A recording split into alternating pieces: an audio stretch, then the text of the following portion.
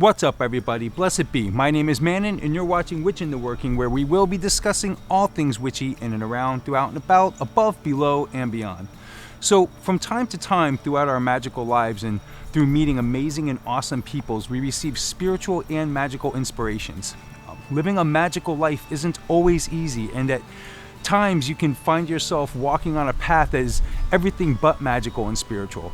Many times this is just a temporary experience, and all it takes is a jolt of inspiration from a fellow witch or even the god and goddess or kindred spirit to nudge you back into the path of enlightenment and growth. These are some of my favorite stories of spirituality, magic, and inspiration. Roll intro.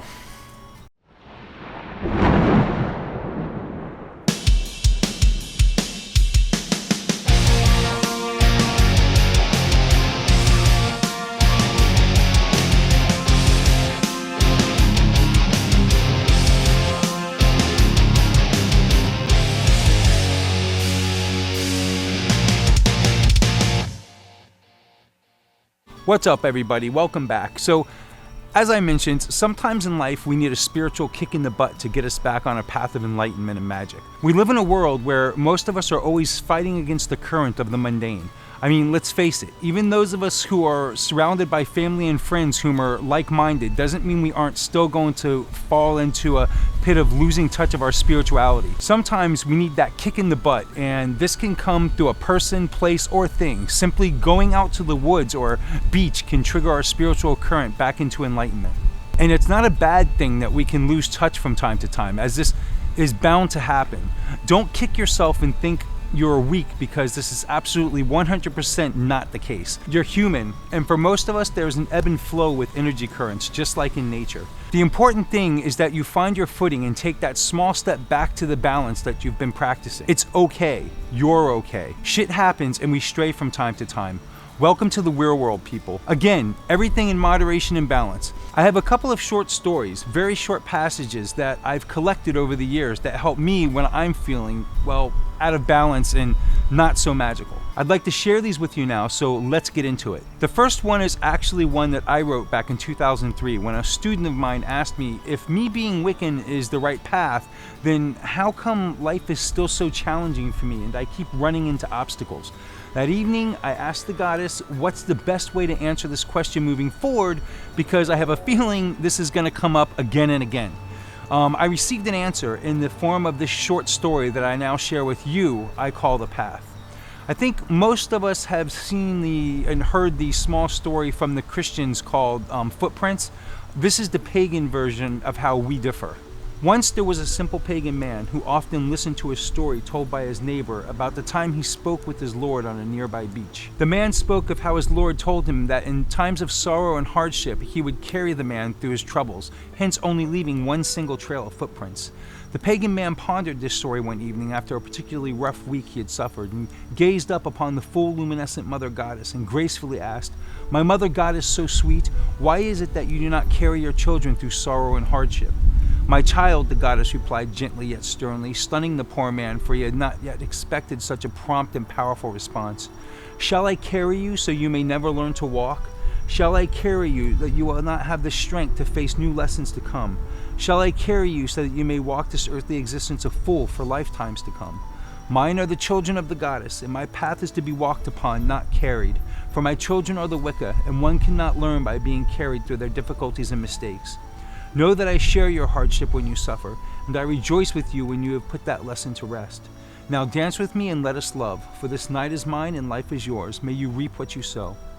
I've included a link in the description below to this short story that has me narrating with some music I created for it a while back for an album my band Witch's Mark produced back in 2018. I believe it was 2018. Anyway, check it out. I think you might like it. I also included the words to The Path in the link below. These next few short stories are very special to me and always bring me back into alignment when I feel imbalanced. I have many, but these are some of my favorites. This being said, most are unknown authors. If you happen to hear one that you think you might know the author, let us all know in the comments below. These are not all pagan-based stories, but universal in nature. Some of them I've adjusted a little bit to make them more pagan-friendly. Things aren't always as they seem. Two traveling angels stopped to spend the night in the home of a wealthy family. The family was rude and refused to let the angels stay in the mansion's guest room. Instead, the angels were given a small space in the cold basement. As they made their bed on the hard floor, the older angel saw a hole in the wall and repaired it. When the younger angel asked why, the older angel replied, "Things aren't always what they seem." The next night, the pair came to rest at the house of a very poor but very hospitable farmer and his wife. After sharing what little food they had, the couple let the angels sleep in their bed where they could have a good night's rest. When the sun came up the next morning, the angels found the farmer and his wife in tears. Their only cow, whose milk had been their sole income, lay dead in the field. The younger angel was infuriated and asked the older angel, "How could you let this happen? The first man had everything, yet you helped him. The second family had little, but was willing to share everything, and you let their cow die." "Things aren't always what they seem," the older angel replied. "When we stayed in the basement of the mansion, I noticed there was gold stored in that hole in the wall. Since the owner was so obsessed with greed and unwilling to share his good fortune, I sealed the wall so he would never find it. Then, last night, as we slept in the farmer's bed, the angel of death came for his wife. I gave him the cow instead. Things aren't always what they seem." Sometimes that is exactly what happens when things don't turn out the way they should. If you have faith, you need to trust that the outcome has a purpose. You just might not know it until some time later. And this next is the story of we create our own reality. The creators gathered all of creation and said, "I want to hide something from the humans until they are ready for it." It is the realization that they create their own reality. The eagle said, "Give it to me. I'll take it to the moon." The creator said, "No, one day they will go there and they will find it." The salmon said, "I will bury it on the bottom of the ocean." "No, they'll go there too." The buffalo said, "I'll bury it on the Great Plains." The creator said, "They will cut into the skin of the earth and find it even there." Grandmother Mole, who lives in the breast of Mother Earth and who has no physical eyes but sees with spiritual eyes, said, "Put it inside of them." And the creator said, "It is done." Make a Difference by Lauren Eiley. Once upon a time, there was a wise man who used to go to the ocean to do his writing. He had a habit of walking on the beach before he began his work. One day, as he was walking along the shore, he looked down the beach and saw a human figure moving like a dancer. He smiled to himself at the thought of someone who could dance to the day, and so he walked faster to catch up. As he got closer, he noticed that the figure was that of a young man, and that what he was doing was not dancing at all. The young man was reaching down to the shore, picking up small objects and throwing them into the ocean. He came closer still and called out, "Good morning, may I ask what it is that you're doing?" The young man paused, looked up and replied, "Throwing starfish into the ocean." "I must ask then, why are you throwing starfish into the ocean?" asked the somewhat startled wise man. To this, the young man replied, "The sun is up and the tide is going out. If I don't throw them in, they'll die." Upon hearing that, the wise man commented, "But young man, do you not realize that there are miles and miles of beach and there are starfish all along every mile? You can't possibly make a difference." At this, the young man bent down, picked up yet another starfish and threw it into the ocean. As it met the water, he said it made a difference for that one. This is a story called I Sent You. A man distraught by all the pain and suffering he saw all around him broke down and banged his fist into the dirt. His head turns up and he yells to deity, "Look at this mess. Look at all this pain and suffering in the world. Oh God and Goddess, why don't you do something?" And they spoke to him and said, "We did. We sent you." This next story is called A Donkey in a Well.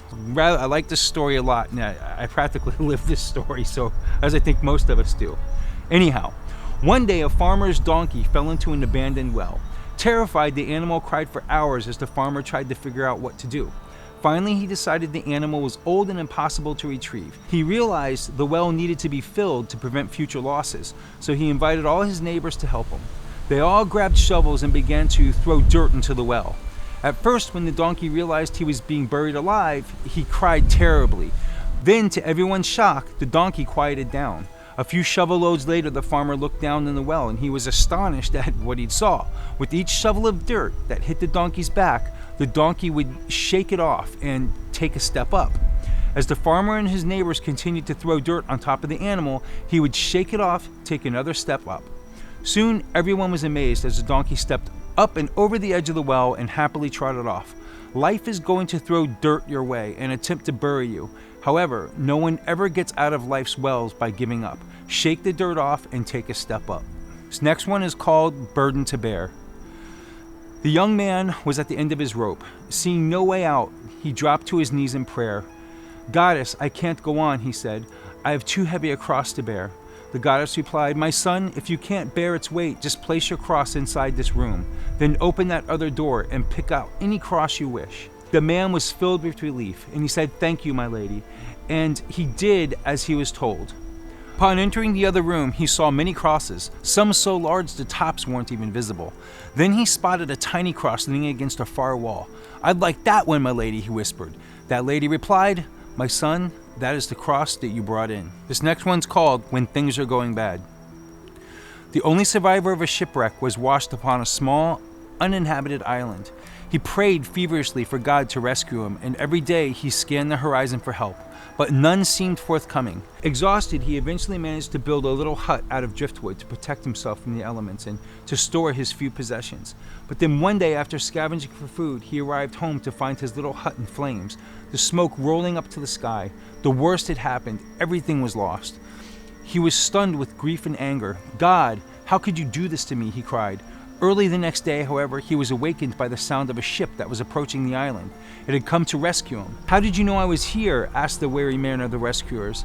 "We saw your smoke signal," they replied. King Solomon was trying to humble his wisest servant, so he asked him to perform a seemingly impossible task, to find something that did not exist. He requested a magic ring, one that if a sad man wore it, he would become happy, and if a happy man wore it, he'd become sad. The servant took the challenge, searched high and low in the land, but on the night before he was supposed to report back to the king, he still had nothing. Then the idea came to him. He went to a local jeweler and had 4 words inscribed on the plain gold ring: "This too shall pass." King Solomon was delighted at such a phrase because it was true, whether someone was happy or sad in all times and situations. He saw when he was sad, the ring would comfort him and remind him of sunnier days ahead. When he was at his highest of contentment and happiness, the ring would humble him and remind him of life's fleeting nature. Legend has it, he never took it off, and could be heard saying to himself, "This too shall pass." Balance is everything. This next story is another one, is again, out of my favorites. It's one of my super favorites. It's called The Twins, and this is how it goes. Once upon a time, twins were conceived in the womb. Weeks passed, and the twins developed. As their awareness grew, they laughed for joy. "Isn't it great that we were conceived? Isn't it great to be alive?" Together, the twins explored their worlds. When they found their mother's cord that gave them life, they sang for joy. How great our mother's love is, that she shares her own life with us. As weeks stretched into months, the twins noticed how much each was changing. "What does it mean?" one asked. "It means our stay in this world is drawing to an end," said the other. "But I don't want to go," said one. "I want to stay here always. We have no choice," said the other. "But maybe there is life after birth." "But how can there be?" responded one. "We will shed our life cord, and how can life be possible without it? Besides, we've seen evidence that others were here before us, and none of them have returned to tell us that there is life after birth." "Nope, this is the end. Maybe there's no mother after all." "But there has to be," protested the other. "How else did we get here? How do we remain alive? Have you ever seen our mother?" said one. "Maybe she only lives in our minds. Maybe we made her up because the idea made us feel good." So the last days in the womb were filled with deep questioning and fear. Finally, the moment of birth arrived. When the twins had passed from their world, they opened their eyes and cried for joy, for what they saw exceeded their fondest dreams. That is birth, and that is death. Responsibility. The master was walking through the fields one day when a young man, a troubled look upon his face, approached him. "On such a beautiful day, it must be difficult to stay so serious," the master said. "Is it? I hadn't noticed," the young man said, turning to look around and notice his surroundings. His eyes scanned the landscape, but nothing seemed to register. His mind elsewhere. Watching intently, the master continued to walk. "Join me if you like." The master walked to the edge of a still pond framed by sycamore trees, their leaves golden orange and about to fall.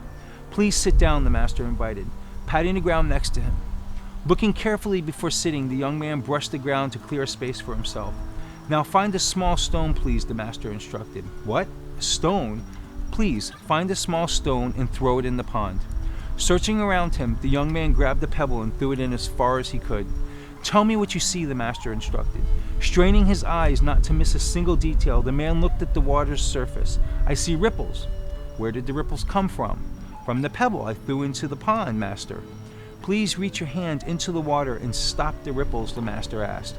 Not understanding, the young man stuck his hand in the water as a ripple neared, only to cause more ripples. The young man was now completely baffled. Where was this going? Had he made a mistake in seeking out the master? After all, he was not a student. Perhaps he could not be helped. Puzzled, the young man waited. "Were you able to stop the ripples with your hands?" the master asked. "No, of course not." "Could you have stopped the ripples then?" "No, master. I told you I only caused more ripples." "What if you had stopped the pebble from entering the water to begin with?" The master smiled such a beautiful smile. The young man could not be upset. "Next time you're unhappy with your life, catch the stone before it hits the water. Do not spend time trying to undo what you've done. Rather, change and take responsibility of what you're going to do before you do it." And my last story, Old Woman and the Stone. A wise woman who was traveling in the mountains found a precious stone in a stream. The next day she met another traveler who was hungry, and the wise woman opened her bag to share her food. The hungry traveler saw the precious stone and asked the woman to give it to him. She did so without hesitation. The traveler left, rejoicing in his good fortune. He knew the stone was worth enough to give him security for a lifetime. But a few days later, he came back to return the stone to the wise woman. "I've been thinking," he said. "I know how valuable the stone is, but I give it back in the hope that you can give me something even more precious. Give me what you have within you that enabled you to give me the stone." Well, that's going to wrap up this episode of Witch into Working. Do you have an inspirational quote or short story that you would like to share? Please let us all know in the comments below. If you like my content, please subscribe to my channel and ring that little bell to be reminded of future episodes to come. I love you guys and gals. Blessed be, and we'll see you next time.